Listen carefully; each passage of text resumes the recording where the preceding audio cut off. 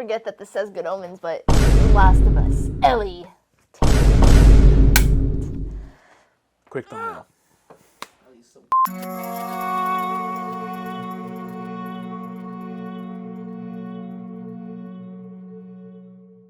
Hello and welcome to another episode of Queer Peer Reviews. We review queer media, good, bad, and ugly. I'm your host, Jamie, and today with me is my co-host, Bruce. Here at Queer Peer Reviews, we review your favorite and not so favorite queer media from comic books, TV shows, and movies. And on today's episode, we have another queer character spotlight. She's a badass lesbian from a post-apocalyptic video game, The Last of Us. We have Ellie Williams. So, Ellie. She's gay. And she kills. She's a fucking badass. I would say she is an anti-hero. She's not really like a hero. She does things more to help persevere herself and her friends and family. Yeah, honestly, characters like that, it depends, like, from what viewpoint. Like, obviously, as, like, the player, you see her as the hero. If you were in somebody else's shoes, like, within the video game, I'm sure you would see her as, like, a villain. That's what they did with part 2. They try to show different perspective, but it's very hard because part 1 was so, like, more developed with Ellie. Yeah. That to do that in part 2 was a little more difficult. But yeah, like I said, she's considered more like anti-hero because honestly, I mean, the way she kills people does not look heroic at all. Oh yeah, she is brutal. But yeah, whether you know Ellie from the video game or the new TV show from HBO, there is no doubt that Ellie is a queer icon. She is badass, she is independent, she is just this overall really strong character. And a very vicious attitude. Very vicious attitude. Yep, that is definitely very apparent. So how we were introduced to Ellie Williams was through Joel Miller.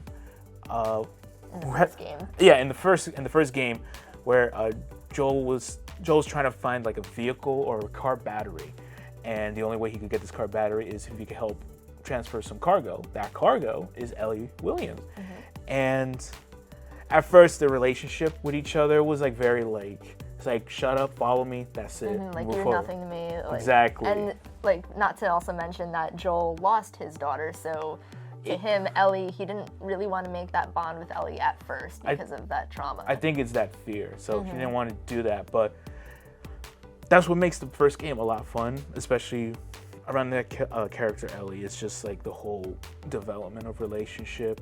She's, like, basically both familyless people.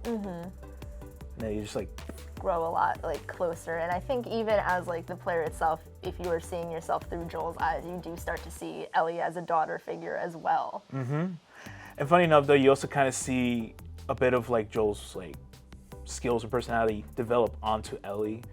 Especially you see more of that in part 2, where you can see why she's brutal because she got that shit from Joel. Yes. While she is brutal, in the first game there is this whole section where Joel gets injured and she is on her own basically, and she does all this stuff by herself just to take care of Joel and to basically help him recover. That part of the game stressed me out. I watched my cousin play it. It was very stressful. It was. I was like, because like for Joel you had all this stuff, and then with Ellie you're down to like a gun, a med kit, and pure luck. Yeah, and like even in the show too, like it's just Ellie against these grown men, and she's able to handle herself. Yeah, no, and it proves in her character. It's like, yes, in a way she needs Joel to get through as much as she can, but when she's in survival mode, she can handle her shit pretty well. Yeah, and in addition to Ellie's just whole sense of being a badass, she's also immune to the cordyceps. But yeah, that was also one of the biggest like center of her, and possibly also makes her kind of like a slightly more powerful enemy or ally to have, is that she can't be infected at all. Not to say that she's not immune to getting the beaten shit out of her or getting caught to death. Yes. But it like, so it's like video game wise, she can't like inhale any of the spores and get infected, or like in the TV show she can get bit or like get in contact with cordyceps flesh and she won't get anything out of it. She has this like feeling that she wants to help as many people as can. And there is a reason for that, and this is where we dive into Ellie's queerness. Before meeting Joel, she was best friends with this girl named Riley. And before Riley was being relocated to another part of the QZ, they wind up sneaking out together, and after this adventure, they both wind up getting infected. They were both in the mall and they're just having like, I guess like their last bits of fun before they had to like probably separate They say goodbye forever. Not all the perimeter was checked and a clicker attacked them, unfortunately. Yeah. But that happened right after they shared this really cute, intimate kiss with each other. It was their first kiss, and it confirms that Ellie is queer. And this was, in the video game itself, it was a DLC. Yeah, it was a separate DLC, Left Behind. And I just remember, I forget when that came out, but I never played The Last of Us because I was an Xbox person. But when that scene came out and I heard about it, I just remember Googling it, and I was like, gay?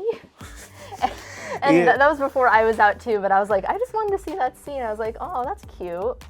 Never thought about it till years later again. But yeah, Ellie and Riley shared that kiss together right before they got attacked, and Riley wound up being infected. She passed away, and Ellie was immune. So Ellie basically saw that situation with Riley as a way of using her immunity to help other people. That's why she was so willingly to let Joel take her to that place where they could try to find a cure. And it's not to say, of course, while she is ferocious, she has gone through some traumatic things, especially with in that mission when it's just her. There was one creepy ass character. His name was David. He was basically a cannibalistic pedophile. Worst two combinations I've ever seen. And I think even in the show they touched up more on the whole pedophile part. I think they added some extra lines. Or yeah, no. The lines. What happens like in the midst of like they had like this big final battle in like a burning bar, and Ellie was like almost about to get killed or worse. She immediately grabs the machete and starts beating it, which was the most like to town on that. Yeah. Oh, it was brutal. Yeah, and then but it sort of leaves her on like this like emotionless state for a while. Like she just couldn't focus until like this beautiful scene that I love was with the giraffes. Oh yeah. And that sort of put her out of that mood and like take in the beauty of it. And then and that was also the part where like the Joel and Ellie's relationship was completely solidified. It's like the father and daughter. It was a very short-lived span of that, though, because right after that is when Joel gives her, and then he realizes what actually is going to happen to Ellie in order to try to find this cure. The only way to do that is to go in her brain, but that would kill her, which leads to quite possibly, like, while it might seem some like weird in some, I think it was the most badass moment because like for Joel, you just go all out, just wiping out the whole hospital. Because he couldn't risk losing another daughter. Exactly, and it just turns into a bloodbath. And for those of you who have not played the video game and have only watched the show, a little bit of a spoiler, that bloodbath is kind of what leads up to the events of Last of Us Season 2. The Last of Us 2. And the main antagonist, Abby. Yes. And what I also know is that like, it's basically like the sins of like Joel, like, you know, those consequences were going to eventually catch up to him. And for Ellie, it was also eventually that she was going to find out the truth of what happened at that hospital. Exactly. And it was a bit of like a heart-wrenching moment because when she found out, she just didn't want to talk to Joel anymore. And then unfortunately, Joel's past catches up with him. He winds up getting killed, and it's just this whole thing of Ellie's vengeance for his death. Because I think the reason, and I read into this, is like the reason why, like, Ellie was more like furious at that because she was just about to build up the relationship again with Joel, and she never got the opportunity to even say sorry for it, or like, because like that day, when they were like, we're gonna go like.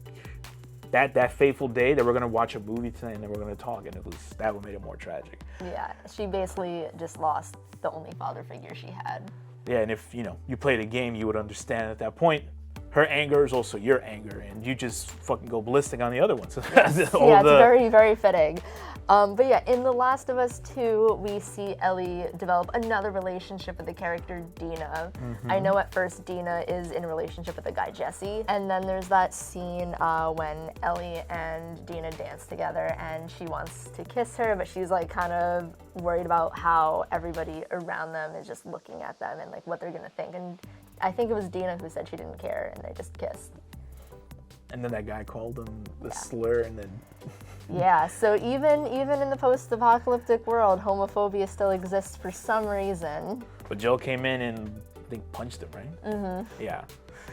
Ellie goes on her revenge path because she finds out who did this to her, and she ends up traveling to Seattle along with Dina because Dina, wants to make sure Ellie is safe on this path. I just know that I remember seeing this one part where I think they're in this bookshop or some sort of store and there are rainbows. Oh, I sent you that picture, remember? Yeah, and I remember like Ellie was like questioning the rainbows and like, what does that mean? But I thought it was just really funny because she is gay, but like they don't know what it means they don't know the symbolism of gay. Of the rainbow. So they were just like, what's up with all the rainbows? Yeah, I thought that was a really funny thing to add in there. Yeah. But it's also nice to see like, while Ellie is this like huge badass and like she's closed off with certain people, you do see some sort of vulnerability when she is talking to Dina, and that's really nice. We learn later on that it turns out Dina is pregnant. Yes. With Jesse's baby. Yep. But yeah, then it's also nice to see Ellie as this mother figure with another woman, and like even though it's not that huge part of the game, but it's there and it is that form of representation that I don't think we've actually seen in a video game before. Just to have that like same-sex relationship with a family as well. Yeah, and it cuts to basically Ellie and Dina having a farm. After that, it sort of like goes to a black screen, and then we sort of like skip a bit into the future bit where the baby is born. Yeah, a baby's born. Ellie and Dina are raising a baby on a farm. Every lesbian's dream, I'm assuming. Every lesbian's dream. It's a beautiful house, beautiful land. It's also like, Joel's dream. Yeah, with cattle. So, and it seems all nice and all, but then Ellie has like this moment of like PTSD. Because that's the one thing, like while she is badass and all that, she retains all this trauma heavily. And then that's when like the relationship gets a little rocky because Dina doesn't want Ellie to go because of how far they've come like together. But Ellie keeps her promise to Tommy and goes back after Abby, and therefore it leaves her alone because Dina winds up leaving. Ellie just decided to just follow her revenge path once more and just go after Abby. And what happened with Abby was a little like a separate gameplay, but she ends up like getting tortured by this other group of like bandits. And Ellie finds her like less muscly, as you see. And they have this like final battle, but it feels like such a like,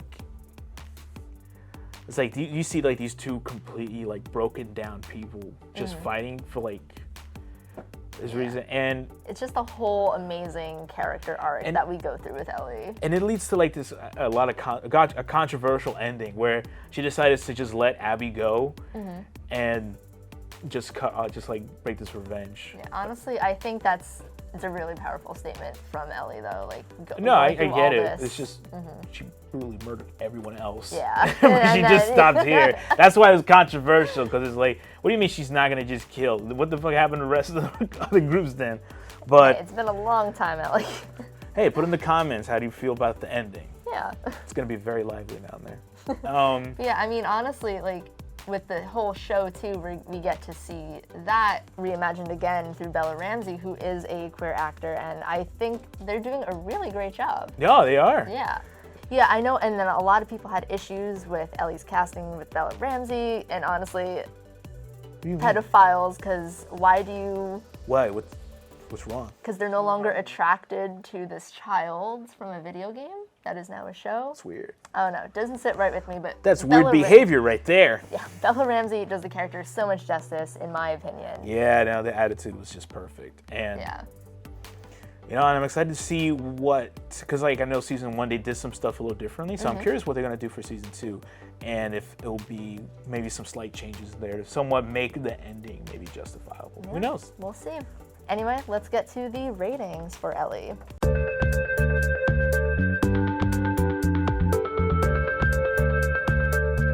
Alright, so let's get to the ratings for our queer character spotlights. We're going to be rating them out of 4 different categories. Let's start with representation. How well does Ellie represent the queer community? For representation, we give her I give her a 9. A 9. Yay. Yeah, like this, Ellie went through this whole arc. Like, I know her sexuality is not the whole point of The Last of Us, obviously, but that whole DLC with her and her friend Riley, that whole build-up to them kissing for the first time and then confirming Ellie's sexuality, and then the whole thing with Dina, that whole roller coaster of events, and then just them towards the end of the game, like as a family, basically. I think it's a good form of representation, definitely, especially in a video game, because I know when The Last of Us first came out, like you didn't really see a lot of people like Ellie. No. Yeah, you kind of said everything. I'll be honest with you. Yeah, it's like. Yeah. I guess more relatable to you, but I just like to, I like the brutal gameplay in there. I love how fucking badass he is. That's all I can say. Badass character in a badass game. For our next one is queer comfort. So for queer comfort, we give Ellie, I give her a 9.5. 8.5. Nice. Yeah, I mean, I feel like a lot of people definitely, not in the sense, nobody has gone through exactly what Ellie has gone through, obviously, it's a video game, but I feel like a lot of people have seen Ellie, in my eyes, as like this comfort character to them. Like, she's like this badass, she's queer, and she's independent, and I feel like a lot of people just like kind of look up to her in that way. No, I can understand why a lot of people definitely look up to her, especially for her, like I said, her like badassery and her survivability is super strong. I just did it just a little less, just because, like I said, she's like an anti-hero, not really someone you really want to look up to, because like she did kind of abandon Dina there, and then sort of went back on her revenge path. So yeah, it's a lot of ifs in there, but mostly yeah.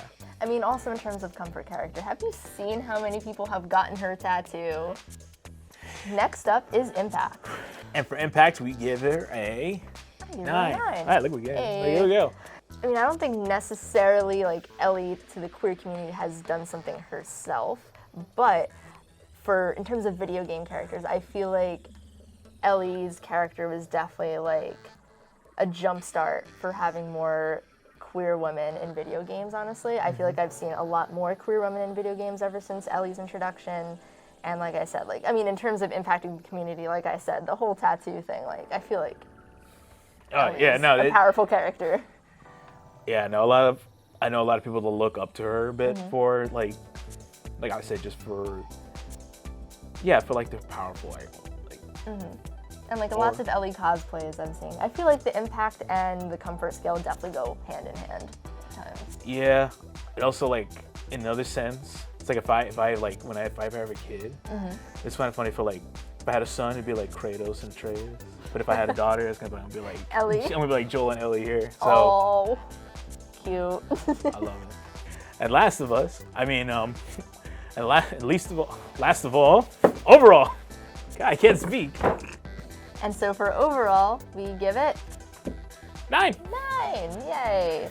But yeah, like I said, super powerful character. What's not to like about her? She's funny, she has this attitude, and all around, whether it's the video game or the TV show, she's just an enjoyable character to just follow. And if you're a good friend of her and you get killed, you can guarantee that she will do her best to avenge you. Don't do Ellie wrong. She will hunt you down. The power of lesbian is strong in her. The power of lesbian is strong. All right, so let's get to our QPR total. Trayvon, hit us with that gay shit. The Last of Us's Ellie has earned a 90 for QPR, which is an A. A solid 90? She's a Whoa. gay. She's gay. But yeah, I mean, honestly, it's no surprise. Ellie, queer icon, of course, she's gonna get this nice score. Yeah, no, she's like, she's up there on the top list that we will probably check out. Yeah, I mean, if you haven't played the video game, play the video game. If you haven't watched the show, watch the show. I feel like a lot of fans of the video game were impressed with the show. Yeah, so, and if you don't do both, what are you doing? Just do one or the other. Just choose something. Do it. Or just watch gameplay of Ellie. If you have... There's more gay in the show too. Yeah. Oh yeah. If you have any other character highlight suggestions, please leave it in the comments. Yeah, and don't forget to subscribe. Check out the links down below in the description. And yeah, thanks for watching.